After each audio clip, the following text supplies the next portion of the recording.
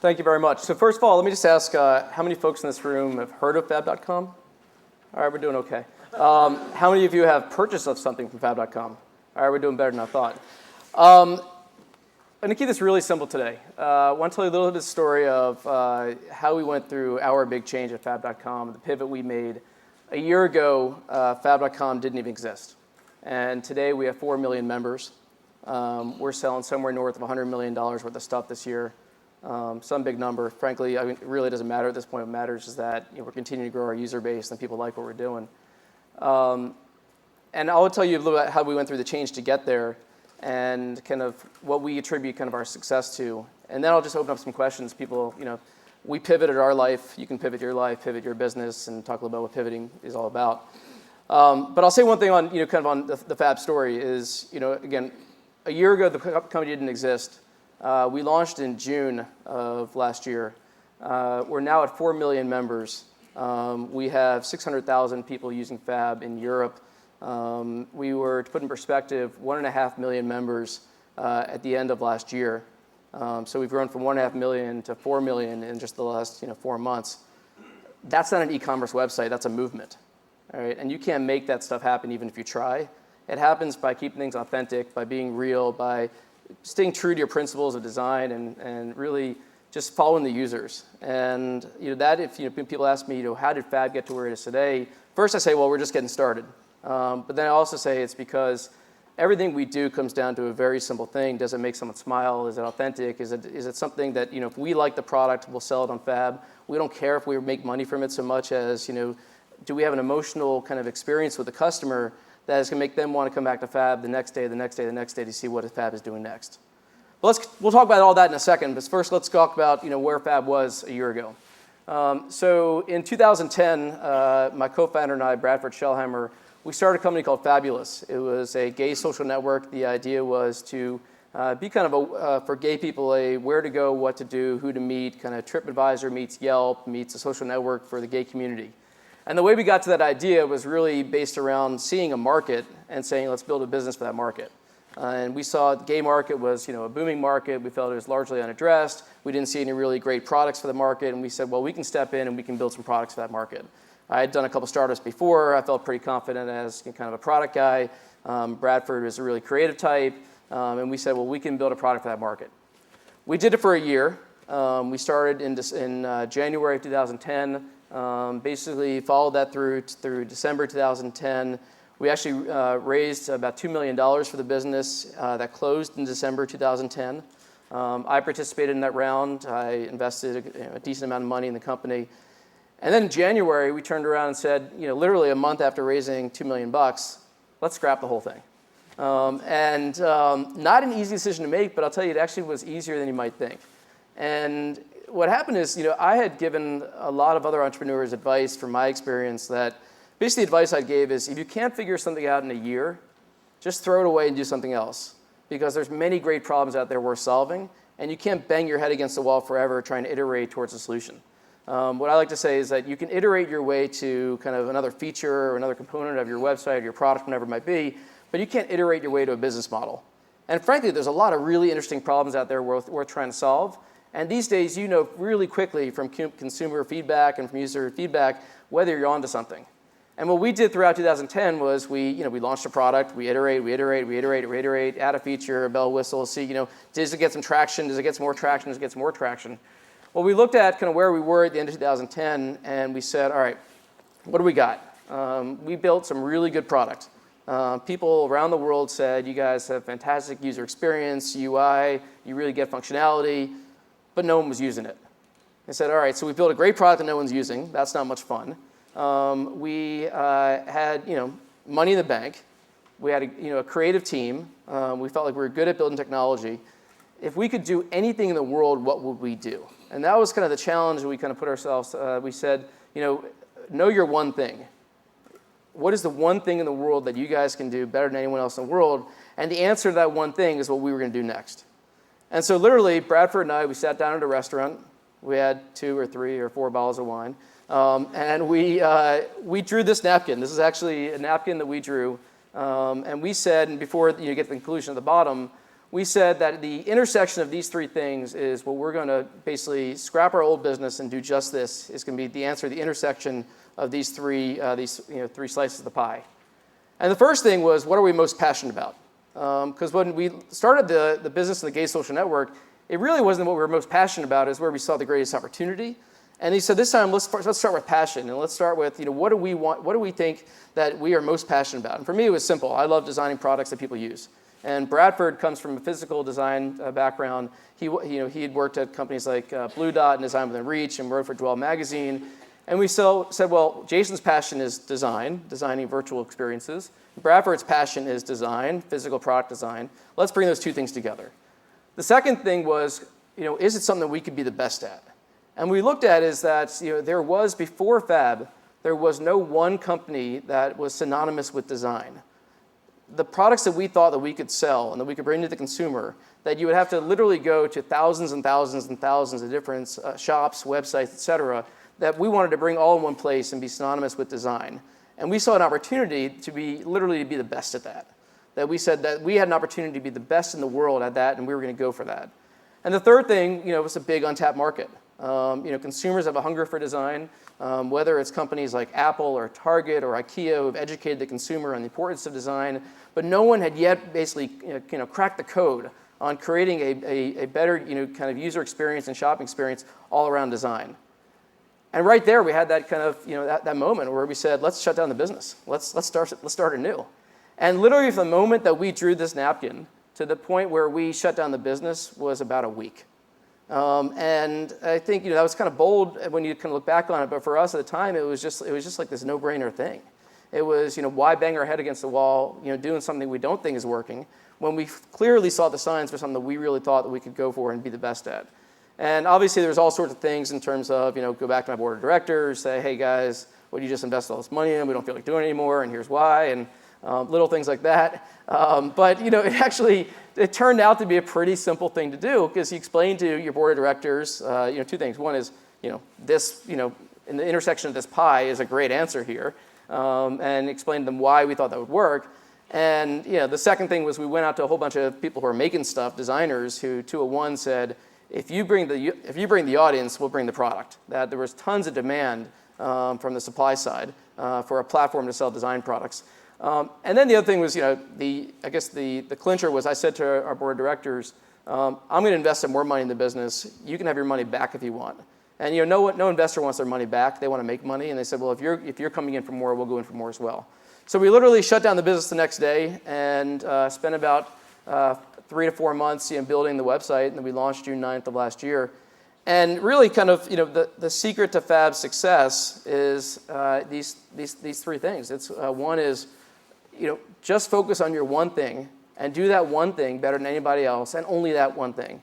I am notorious for not answering emails, not answering phone calls, not taking meetings, because I'm so focused on our one thing.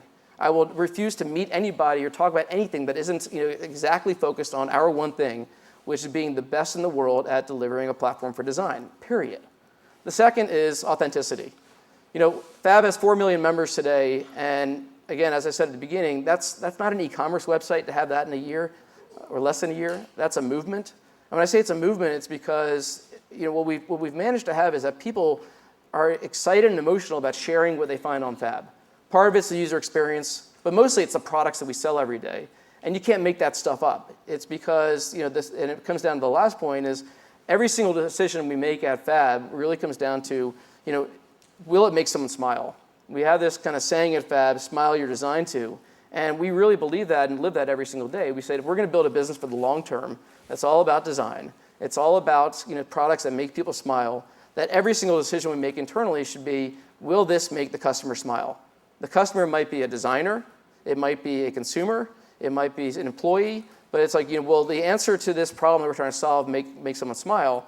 And we really believe that authenticity is why our membership has grown so fast. Some numbers I'll give you is, of our 4 million members, 50% have come from social sharing. You can't make people do that. It's got to be authentic. People do that because they want to. We have, on any given day, we have anywhere from 15 to 30% of our traffic every single day coming from Facebook. Again, you can't make that happen. It happens because people like to share the stuff they find on Fab on Facebook. We have 2% of our traffic every day on Pinterest. We have 2% coming from Twitter. The most phenomenal stat, I think, beyond the social sharing is we now have 40% of our traffic on a daily basis come from mobile. All right, and so you think about a platform that really didn't exist for someone like Fab a couple of years ago is now providing 4 out of every 10 visits every single day are coming from mobile.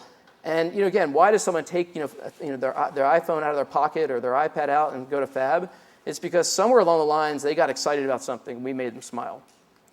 So that's my simple story on pivoting and Fab. And it's like, I know it sounds probably pretty easy, but it's a lot of hard work. It's been incredibly humbling. And I figure rather than me just talking and giving a spiel, I'll answer some questions from anybody for the next 10 minutes on what it's like to pivot your business and do what we're doing at Fab. So I'll open up the questions if anybody has one. I think there's some mics here. Did you tap into your original community to spur the initial growth of Fab? When we shut down the old website, it was March 9th, and we had 130,000 members of the old Fabulous, the old gay social network. And we thought there would be some good overlap, so we sent out messages to the members and said, hey, we're going to be coming back. We shut off the site, and we said we're going to be coming back soon as fab.com, all about design. If you want, thanks for being with us last year. As a thank you, go to this link and we'll give you $25 towards a future purchase on Fab. When they had no idea what Fab actually was going to be. To this day, we have less than 6,000 overlapping email addresses. All right, and so maybe it was some of that people are using different email addresses, or we used Facebook Connect only on the old Fab, and so maybe they have a different email address with Facebook. But 6,000 is pretty small, so we really grew this from scratch. And what happened, kind of where we knew we were onto something even before we launched was on March 9th of last year, we put a splash page up that said, coming soon this spring, Fab will feature design, daily inspirations, and sales. Here's an easy way to tell your friends. And within 3 weeks, 50,000 people had signed up, all from word of mouth. And at that point, we're like, all right, clearly there's some demand for this. Then we went out and talked to the designers, and they helped spread the word. We had some people who got really excited about it, who had millions of Twitter followers, just did it on their own. We had the head of UX at Twitter himself who sent out and said, everyone, Fab's coming, we all sign up. And it was like, bam. Robert Verdi did it. We had some people, some Hollywood people, entertainment people, and it was all on their own. And before we launched, we had 175,000 people ready for our sales on day one, and we sold $65,000 worth of stuff on our first day of sales. Someone else down here? From a supply side, are you guys approaching, like the folks that are selling on Fab, are they approaching you? Like, how do you manage that? So one thing I'll say is that Fab is very different from any kind of quote-unquote flash sale site, in the sense that most flash sale sites are just selling excess inventory. It's kind of inventory liquidation. It's kind of like the Filene's Basement, Century 21 type stuff. Fab is very different. We are a primary channel. We're selling kind of original product for our suppliers, our designers. We do very little, less than 1% of the stuff that we've sold on the site so far has been kind of just people trying to get rid of stuff. What we try to do is create a platform of distribution in a very big way for all these designers. When we started off, as you can imagine, we went out to designers and said, please sell on Fab, right? And we purposely tried to craft the first week of our sales, the first 2 weeks of sales, to have both a mixture of some really big names. So Milton Glaser was on the site on day one. We had Emeco, who makes the Navy chair, on day one. We had the Plumen light bulb introduced in the US on day one. But we also had a lot of independent designers. And we tried to make it a nice blend and mix of that to kind of say, Fab is this, again, back to it makes people smile. It doesn't matter if it's a big company that makes it or someone makes it in their attic. If it's a great product, put it on the site and we'll see what happens. And I think what we most boldly did in the beginning was we said, we're going to put up on the site whether we think it's going to sell or not. If we love the product, we're going to put it up there. And we said it's an emotional business, focus more on the relationship with the customer than on just how much revenue will this drive today. And so what's happened through that is the consumers got really excited as to seeing what's going to be on Fab the next day. I'll always remember there was a day we had the chandelier that was made out of 21 glass martinis glasses. And we put up on the site, it was like $2,500. We expected to sell zero of them. We actually sold 2 of them. But the coolest thing was it was our best sales day ever that day because people went to the site to check that out. And we could see the traffic. They went there, and then they went and bought something else. And it kind of said, all right, so it's not always about the one product, it's about the whole mix. Now, since then, it's really shifted. We get over 100 inbound leads every single day from folks who want to sell on Fab. It's actually probably closer to about 200 a day right now. We have over 1,000 design partners who are now working with us to sell on Fab, both in the US and in Europe. And so it was as easy as saying, hey, we're opening up in Europe, you want to be a part of it? And suddenly, yes, and now we're moving people over there as well. How do you tell your team, well, guys, let's wrap this up. Tomorrow we're a new company? Frankly, it's never easy. And I think if I hadn't gone through an experience I started a company called Jobster in 2004, was the CEO there until 2007, and went through an experience of rather painful kind of winding down by attrition over a couple of years until we finally sold the company. And if I hadn't gone through that experience and made thousands of mistakes doing it, I think I wouldn't have been able to do Fab so I don't say easily, but as well. And I think Reed Hastings from Netflix has a great philosophy of treat people really well on the way in and even better on the way out. And it's like be thankful for people for for coming in and treat them really well when they're leaving. And we had 10 people working on the Old Fabulous here in New York, and we took that team down to 3 people. It was that day just sit them down and say, guys, you were an essential part of this previous journey. We're so thankful. Here's a very generous check on the way out the door to thank you for your efforts, some future interest in the company, but we need a different skill set for this next phase. And so we moved on from there. And so we're now at 160 people here in New York, and they're all around the design business. Someone else? So you mentioned that mobile has become sort of a big part of your UX and product, not your physical products, but your digital product design. Once you arrived at that sort of aha moment, were you restructuring? Are you thinking mobile first when you're thinking about user experience? Yeah. Like, did you restructure the team? Did you have to find new people? I think many businesses start off thinking web first. As you're working at your company, you're sitting in front of your computer all day, and so you're kind of thinking, everyone looks at it like this. I think the aha moments, we launched our iOS, iPhone and iPad in October. It was October 15th of last year. And it took took basically 2 months for it to be about a quarter of our daily traffic. And it was like, whoa, this was really fast. I mean, we thought if that had happened over a course of a year, it'd be interesting. We since then have brought on, people from a design perspective who think, mobile first. We are developing features mobile first.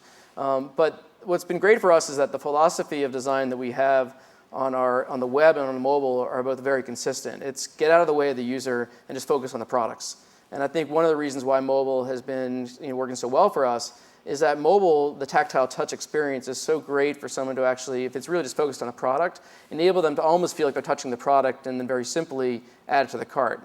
The other thing about mobile is that you don't have all the distractions of kind of the desktop where you have many kind of tabs open and you can look at many things at the same time.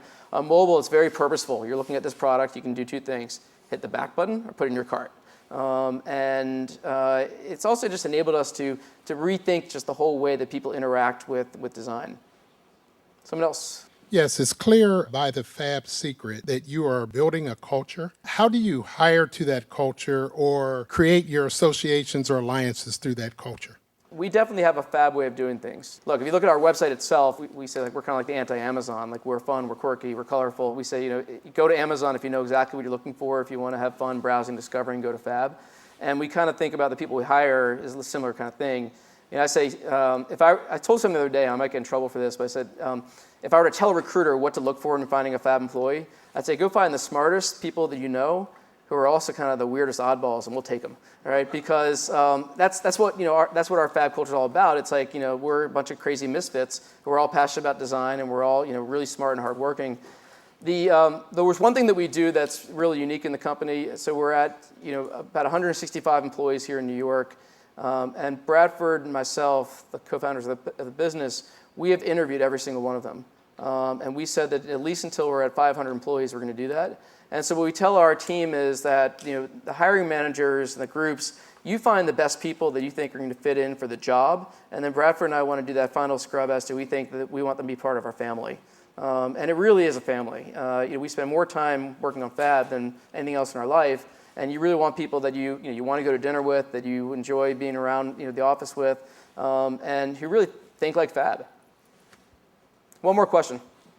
Fab has a lot of incentivized social features involved in the sign-up experience in terms of getting extra credits for opening up the social feed, for passing on referrals to other people. Have you seen significant benefit in those specific features in attracting new people to the platform? We do a lot of testing with incentives. We've done things where we give credits for people to invite their friends, for when their friends make their first purchase. We tried some incentives for people to, to share their purchases on their Facebook timeline. We've learned a lot through it. I would say that it's definitely not the reason for kind of the success. And I think originally we thought the incentive would play a bigger role than it does today. Credits as a percentage of our sales today is a very, very tiny percentage. And what we're trying to do now is really give credits at kind of pivotal points in someone's life cycle where we've seen the data shows that a little bit of kind of credit helps them get to the next step versus just blanketing credits all over the place. We found that credit is not an incentive for social sharing. That if we look at people who got credits and didn't get credits, and made purchases, if you kind of try to normalize a lot of it, that amongst purchasers, giving the credit is not the reason why they're sharing. The reason why people share, like the absolute top reason why someone shares, is within 2 minutes after they make a purchase. Thank you, everyone. Appreciate it.